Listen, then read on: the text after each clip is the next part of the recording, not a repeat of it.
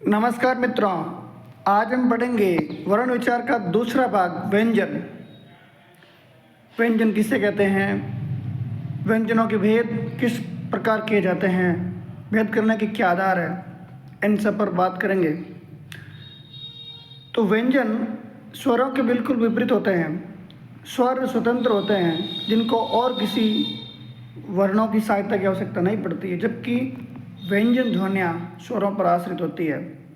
क्योंकि बिना स्वरों के व्यंजनों का उच्चारण संभव नहीं है, इसलिए अगर व्यंजन का उच्चारण करना है तो स्वर की सहायता की आवश्यकता होती है। बिना स्वरों के व्यंजनों का उच्चारण संभव नहीं है। तो जिन वर्णों के उच्चारण में स्वरों की सहायता ली जाती है उन्हें व्यंजन कहते हैं। इनके उच्चारण में वायु थोड़ा रुककर मुख से बाहर निकलती है। हिंदी में व्यंजनों की संख्या 33 है, क से लगाकर है तक, और संयुक्त व्यंजनों को मिलाकर इनकी संख्या 37 हो जाती है। 4 संयुक्त व्यंजन भी है, क्ष, त्रय, ज्ञ और श्रय। इन व्यंजनों के भेद दो आधारों पर किए जा सकते हैं। पहला स्पर्श के आधार पर और दूसरा श्वास मात्रा के आधार पर।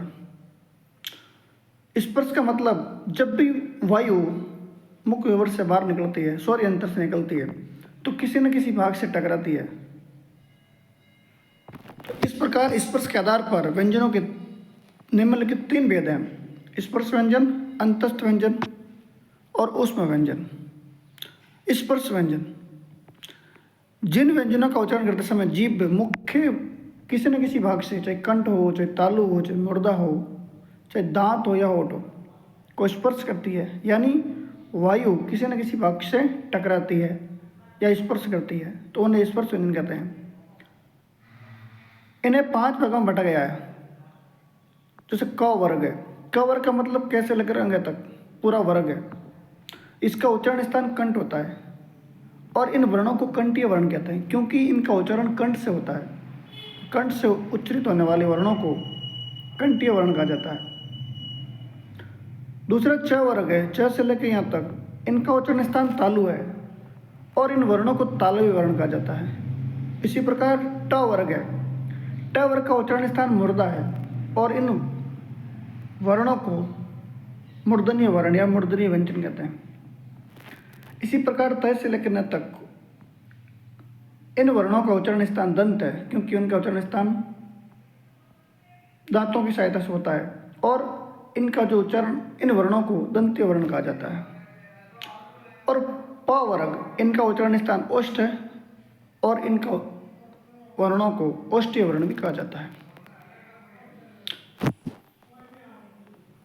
इनके अलावा इन 25 वर्ण स्पर्श व्यंजन है। इनके अलावा 4 अंतस्थ व्यंजन होते हैं, यानी जिन वर्णों के उच्चारण में वायु मुख्य किसी भाग को पूरी तरह स्पर्श नहीं करती है, उन्हें अंतस्थ व्यंजन कहते हैं। अंतस्थ व्यंजन 4 होते हैं: य, र, ल और व। इसी प्रकार ऊष्म व्यंजन है। ऊष्म का अर्थ होता है गर्म, यानी जिन वर्णों के उच्चारण में वायु मुख्य विभिन्न भागों से रगड़ खाती है, यानी विभिन्न भागों से टकराती है वायु, तब ऊष्मा पैदा होता है और इन्हीं के आधार पर इनका नाम ऊष्म व्यंजन रखा गया है। ऊष्म व्यंजन भी 4 है: क्ष, श, क्ष और ह। दूसरा, पहला तो स्पर्श के आधार पर, दूसरा श्वास मात्रा के आधार पर व्यंजनों के भेद हैं।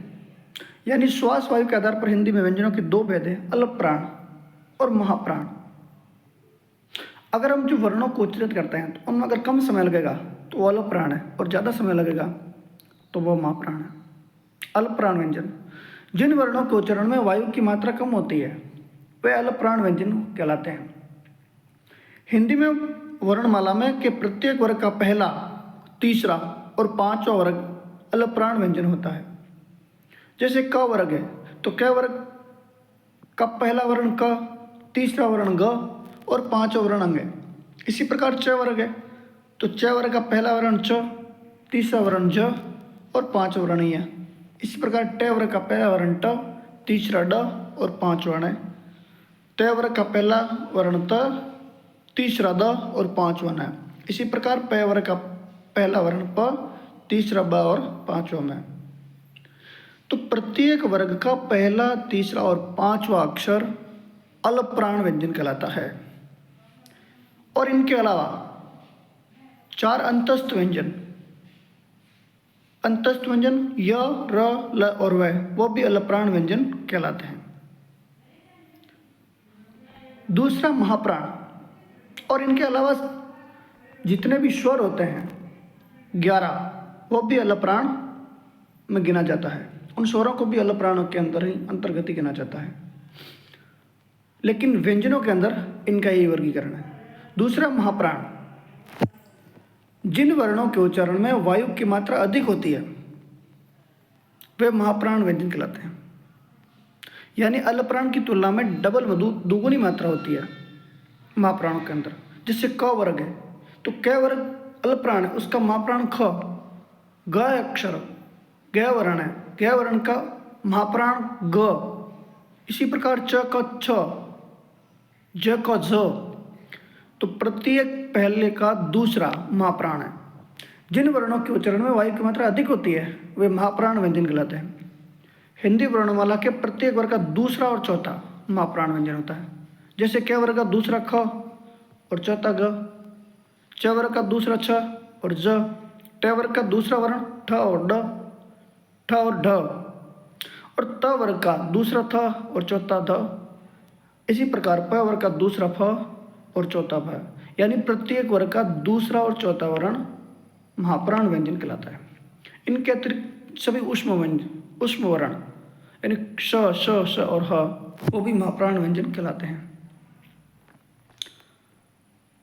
संयुक्त व्यंजन यानी तो भिन्न भिन्न व्यंजनों के मेल से जो बनते हैं, अलग अलग व्यंजन होते हैं, उन व्यंजनों के मेल से, योग से जो व्यंजन बनते हैं वो संयुक्त व्यंजन कहलाते हैं। संयुक्त व्यंजन मुख्य रूप से 4 होते हैं, क्ष, त्र, ज्ञ और श्र। क्ष का निर्माण क प्लस स से मिलकर बना होता है, यानी क हलंत वाला क है उसके अंदर क्ष मिला है और स में भी अस्वर मिला है तब जाके बना। इसी प्रकार त है हलंत वाला त है, यानी शुद्ध व्यंजन है त है, उसके अंदर र मिला है तब जाके त्र बना है। और ज्ञ, इसमें ज प्लस य मिल के बना है, ज के अंदर यह मिला तब जाके ज्ञ बना। इसी प्रकार श्र, स प्लस र, सलगम वाला से के अंदर जब र मिलता है तब श्र बनता है। संयुक्त व्यंजन में पहला व्यंजन स्वर रहित होता है तथा दूसरा व्यंजन स्वर सहित होता है। जैसे क है, पहला व्यंजन स्वर रहित है और दूसरा व्यंजन श है, श के अंदर अ मिला हुआ है, यानी दूसरा व्यंजन स्वर सहित है। इसी प्रकार त है, त पहला व्यंजन है जो स्वर रहित है और त में र मिला है दूसरा व्यंजन, तो र के अंदर अस्वर मिला है। इसी प्रकार ज है, स्वर रहित है जबकि यहाँ के अंदर अ मिला हुआ है। इसी प्रकार स है, स्वर रहित है और र जिसमें अस्वर मिला है। द्वितीय व्यंजन, जब एक व्यंजन अपने ही जैसे दूसरे व्यंजन से मिलता है तो उसे द्वितीय व्यंजन कहते हैं। यानी समान वर्ण जब दूसरे व्यंजन से मिलता है, समान व्यंजन जब दूसरे व्यंजन से मिलेगा तब उन्हें द्वितीय कहेंगे। जैसे क है, हलंत वाला के अंदर क मिला स्वर सहित, तो ये बन जाएगा क। जैसे पक्का, चक्का, चक्का। जैसे च है, हलंत वाले च में च मिला स्वर सहित तो बन गया चच। जैसे कच्चा, बच्चा। ज में ज, छज्जा। इसी प्रकार ट में कट्टा, सट्टा, त में छत्ता, सत्ता और न छिन्न, भिन्न। यानी प्रत्येक समान वर्ण पहला स्वर रहित होगा, दूसरा स्वर सहित होगा। जब समान वर्ण मिलते हैं तब उन्हें द्वितीय व्यंजन कहते हैं। द्वितीय व्यंजन में भी संयुक्त व्यंजन की तरह पहला व्यंजन स्वर रहित होता है और दूसरा व्यंजन स्वर सहित होता है। अतिरिक्त व्यंजन, अतिरिक्त या उत्सिप्त व्यंजन। उत्सिप्त यानी फेंके हुए, फेंकना, इसका अर्थ फेंकना। जैसे जिन वर्णों का उच्चारण करते समय जीवा ऊपर उठकर मुर्दा को स्पर्श करते हुए तुरंत नीचे गिरती है उन्हें अतिरिक्त या उत्सिप्त व्यंजन कहते हैं। जैसे ड, ढ, यह अतिरिक्त या उत्सिप्त व्यंजन है। इन व्यंजनों की विशेषता है कि इनसे कोई भी शब्द आरंभ नहीं होता। इनका प्रयोग या तो शब्द के मध्य में होगा, बीच में, और या अंत में होता है। जैसे ड़ पेड़, सड़क, रगड़, पहाड़। यानी इन शब्दों के अंदर ड़ का प्रयोग या तो बीच में हुआ है या अंत में हुआ है। इन शब्दों से कोई भी नया शब्द शुरू नहीं होता है। जैसे ड से होता है डमरू, ड से होता शब्द शुरू, लेकिन ड़ से कोई भी शब्द शुरू नहीं होता। इसी प्रकार ड, गढ़, गुड़िया, कढ़ाई, बाढ़, यह भी शब्द या तो बीच में आया या अंत में आता है। इन शब्दों से कोई भी नया शब्द शुरू नहीं होता है, यानी पहला शब्द इन उत्क्षिप्त वर्णों से प्रारंभ नहीं होता है। संयुक्त अक्षर, जब एक स्वर रहित व्यंजन अन्य स्वर सहित व्यंजन से मिलता है तब वह संयुक्त अक्षर कहलाता है। जैसे क है, स्वर रहित व्यंजन है क, उसमें त स्वर सहित व्यंजन मिला तो बन गया वक्त, संयुक्त। स है, स्वर रहित व्यंजन है, उसके अंदर वह मिला, उससे बना स्वर, जैसे स्वाद, स्वाधीन। इसी प्रकार स्तर, स के अंदर थ मिला तो स्थान, विस्थापित, और द में ध मिल गया, युद्ध, शुद्ध। तो ये संयुक्त अक्षर कहलाते हैं। यहाँ पे दो अलग अलग व्यंजन मिलकर कोई नया व्यंजन नहीं बनाते हैं। रे का प्रयोग, पितरों रे के अंदर बहुत सारी प्रांति मिलती है। रे रेप वाला ऊपर होता है, नीचे रे होता है, जैसे पे के नीचे रे प्र। एक नीचे दो तिरछी लाइन वाला रे होता है, जैसे ट्रक, ट्रेन, ड्रम। तो अलग अलग प्रकार से रे का प्रयोग होता है। इन रे के प्रयोग में विभिन्न सी प्रांतियाँ हैं। तो देखते हैं रे का प्रयोग, शुद्ध प्रयोग कैसा होता है और अलग अलग जगह पे अलग अलग प्रयोग क्यों होता है। सबसे पहले रैप वाला यानी ऊपर वाला रे। जब रे स्वर रहित होता है जिसे रैप कहते हैं, यानी जो ऊपर वाला स्वर होता है, ऊपर वाला जो रे होता है उसको रैप भी बोलते हैं। तब वह अपने एक से आगे वाले वर्ण के ऊपर लगाया जाता है। यानी जब रे स्वर रहित होता है, रे के अंदर स्वर नहीं होता है, तब वो अपने आगे वाले वर्ण के ऊपर लग जाता है, उसे रैप वाला कहते हैं। जैसे रे स्वर रहित है, रे का कोई स्वर नहीं है और आगे यह आ गया तो रे ऊपर लग गया। जैसे सूर्य, मर्द, धर्म, यानी ऊपर वाला जो रे होता है उसके बाद में कोई भी स्वर नहीं होता है, इसलिए ये रे ऊपर लग जाता है, जिसे रेप वाला रे कहते हैं। दूसरा रे जो नीचे लगता है, रे से पूर्व भी कोई स्वर रहित व्यंजन होने पर रे को उसके पैरों में यानी नीचे लगाया जाता है। जैसे तो ये स्वर रहित है और उसके बाद रे आ गया, यानी रे से पहले कोई भी व्यंजन आ गया, शुद्ध व्यंजन आ गया, हलंत वाला व्यंजन आ गया, यानी स्वर रहित व्यंजन आ गया, तब इस रे का प्रयोग नीचे किया जाता है। उसके अंदर रे हमेशा पूरा होता है। जैसे क प्लस रे, क्र, नीचे लगा है, इसके अंदर रे आधा है, रे इसके अंदर रे पूरा है, क आधा है, क्र। तो क हलंत वाला है, यानी जिसमें स्वर नहीं है, जबकि रे पूरा वर्ण होता है। चक्र, इसका प्र प हलंत वाला है, उसके अंदर रे मिला, यानी रे से पहले जो प आया है वो स्वर रहित है, और स्वर रहित होने की वजह से जो रे है वो नीचे लगता है। दूसरा और तीसरा में थोड़ी समानता है। तीसरा इसी प्रकार दूसरा नियम है, उसी प्रकार तीसरा भी है, लेकिन यहाँ पर ट और ड के साथ है। अगर कोई भी रे है उससे पहले ट आ जाए स्वर रहित या ड आ जाए स्वर रहित, तो नीचे न लग करके दो तिरछी लाइन नीचे लगा देते हैं। जैसे ट है, ट स्वर रहित है यानी हलंत वाला है, और उसके बाद र आ गया तो ट्रे नीचे दो तिरछी लाइन लगा दी, जैसे ट्रक, ट्रेन। इसी प्रकार डे है, डे स्वर रहित, उसके बाद रे आ गया तो नीचे लग गया ड्रे, जैसे ड्रम, ड्रामा। तो दूसरे और तीसरे में समानता ही है। तीसरे में केवल टे और डे के लिए विशेष नियम है। अगर टे और डे आ जाए, स्वर रहित टे और ड आ जाए और उसके बाद रे आ जाए, तो नीचे दो तिरछी लाइन लग जाती है।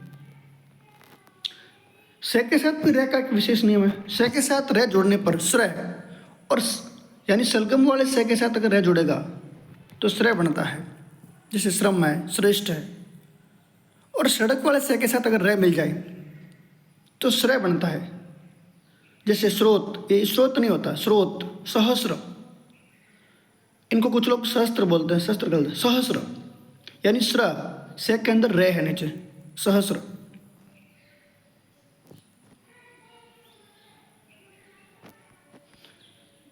अगला वर्ण विच्छेद। विच्छेद का अर्थ है अलग करना। शब्दों में प्रयुक्त वर्णों को अलग अलग करके लिखना वर्ण विच्छेद कहलाता है। यानी जो जुड़े हुए संयुक्त वर्ण हैं उनको अलग अलग करना वर्ण विच्छेद कहलाता है। वर्ण विच्छेद करते समय स्वरों को मूल रूप में लिखा जाता है। मूल रूप का मतलब है स्वर के अंदर वर्णों को मूल रूप का तथा व्यंजनों के नीचे हलंत लगाना आवश्यक होता है। जैसे पित्तल, पित्तल के अंदर प है, प के अंदर ई मिला हुआ, स्वरों का मूल रूप का मतलब यही है, जैसा स्वर है वैसा ही लिखा जाएगा। जैसे प है, प के अंदर बड़ी ई मिली हुई, तो प हलंत वाला हो गया और उसमें ई मिला दी। त है हलंत वाला और उसमें मूल रूप स्वरों का मूल रूप अ है तो ए लिख दिया। लय व्यंजन है और उसके अंदर अस्व मिला हुआ है तो ए वाला लिख दिया। यानी जब भी हम इसका विच्छेद करेंगे तो स्वरों को मूल रूप में, स्वरों का जो मूल रूप है उसी रूप में लिखा जाएगा, जबकि व्यंजन के नीचे हलंत लगा देंगे। क्योंकि जैसे ही किसी भी वर्ण से स्वर को अलग करेंगे तो व्यंजन हलंत वाला बचेगा, यानी स्वर रहित व्यंजन बचेगा। तो इस प्रकार जैसे किताब में क में ई मिला है, त में आ मिला है और ब में अ मिला है तब किताब बना है। कचालों में क में अ मिला है, च में आ और ल में उ। इसी प्रकार करेला में क में ए, रे में ए और ले में आ। और कंगन में क में अंग, ग में ए और न में आ। किताब में क में हो ही गया। कृपालु, कृपालु के अंदर क के अंदर री मिली हुई है, रे नहीं री स्वर है और पे में आ मिला है और ले में ऊ मिला है तब जाके कृपालु बना है। लठेत, ले में ए और ठे में आई और तय में ए और नौकर हलंत वाले ने के अंदर औ स्वर मिला है, फिर क के अंदर है और रे में है। इस प्रकार वर्णों को, प्रत्येक वर्ण का हम विच्छेद कर सकते हैं, यानी उन वर्णों को अलग कर सकते हैं।